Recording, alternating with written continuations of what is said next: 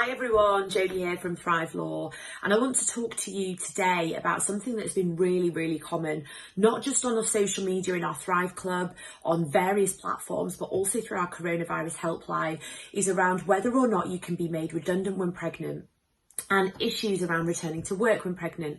So I'll focus on returning to work first. So when if you're asked to return to work whilst pregnant, what are your rights? Well, first of all, your employer should be conducting an individual risk assessment with you because you're pregnant, but also this should be adapted in line with the COVID guidance on risk assessments and returning to work. It's really important that employers do this. Failure to do this could amount to discrimination, and we have seen in the past employers be penalised in the tribunal for failing to conduct these risk assessments for pregnant women. And as we know, pregnant women are more likely to contract COVID, so we need to do what we can as employers to protect them and to ensure if you are asking them to return to work, that place of work is safe. Not only because they're pregnant, but also for health and safety reasons, and also to avoid claims of discrimination against the company. And what will happen as a result of that risk assessment is you should be able to identify whether or not there are any risks and whether or not the workplace is safe. Now, if the workplace isn't safe for her to return to work, what you will need to do is consider, well, can I furlough her? Can she work from home? Is there another job that she can do? Can I flex her hours so that actually she's coming in when other people aren't here? And you really need to consider how you can remove that risk for that individual. If you can't find something, then you should suspend her on full pay. So that's why using furlough right now is really helpful, because you can claim some of that back through, obviously through the scheme. And it's really important that companies consider these other angles and don't just look at this as, oh, well, this is how we're treating everybody, because, you know, these pregnant women do have more rights when it comes to returning to work. They do have extra risk assessments that should be conducted, and they are protected because both maternity and pregnancy are a protected characteristic under the Equality Act, which means you as an employer cannot discriminate against them. You can't treat them less favourably. You can't let them suffer a detriment at work because of their pregnancy and or maternity.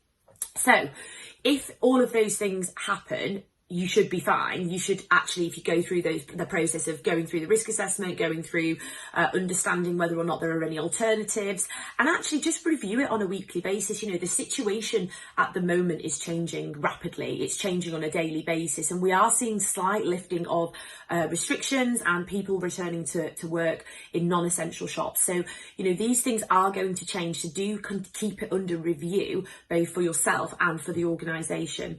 I think it's really important also to consider, if you have anyone returning from maternity leave, what you're going to do with them. Because as we know, the furlough scheme was closed to new entrants, apart from those returning from maternity or paternity leave.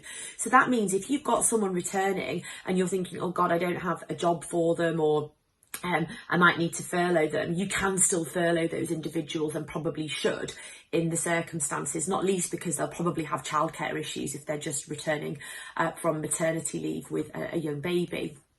So the other question that I get asked this all the time is, can we make someone redundant who is pregnant? And the short answer is, well, yes, you can, but you can't make them redundant because they're pregnant. So the fact that they're pregnant doesn't stop them from being made redundant. But what it does mean is, if you find out they're pregnant and make them redundant because of that, that's clearly discrimination. You can't do that. So to me, that seems really obvious, but actually, you know, it's not obvious to a lot of people. And I think because we get asked this so much, I just wanted to really make a point that if somebody is pregnant, you can still make them redundant if there is a genuine redundancy. You go through a fair process and you treat them like you would with anybody else around redundancy, in looking at suitable alternatives and considering a proper consultation that's meaningful, and just generally going through a normal redundancy process. You can still select them, but not if you've selected them because they're pregnant or because of their sickness, which is pregnancy related. So you need to be mindful about your selection criteria and make it really clear that it's objective and it's not related to their pregnancy. But equally, if you are in a situation where you're pregnant and you've been made redundant, and actually that redundancy was the day after you announced that you were pregnant, there may be a link to the fact that you announced that, and it could be that you were selected, whether consciously or not, because of your pregnancy. So that could amount to not only unfair dismissal, but also discrimination because of pregnancy. So it's really important that employers consider these other areas, because actually what we're seeing, like I said, we've had hundreds of inquiries around pregnant women being either dismissed or forced to come back to a place of work that isn't safe. And what that does is give rise to claims. We don't want claims at the moment. Well, employers definitely don't want them. They're expensive and actually they're really, really stressful. It's not the best use of people's time. So hopefully this video has helped. Please do share this with anyone in your networks. I know that I'm in a couple of groups where it's about flexible working and mums and stuff. So please do share in those groups. It's really important that people understand what their rights are when returning, and especially if they're pregnant. So hopefully this has helped. Thank you so much for watching. Please like, subscribe, share, do all the usual, and hopefully see you here again soon. Thank you for watching.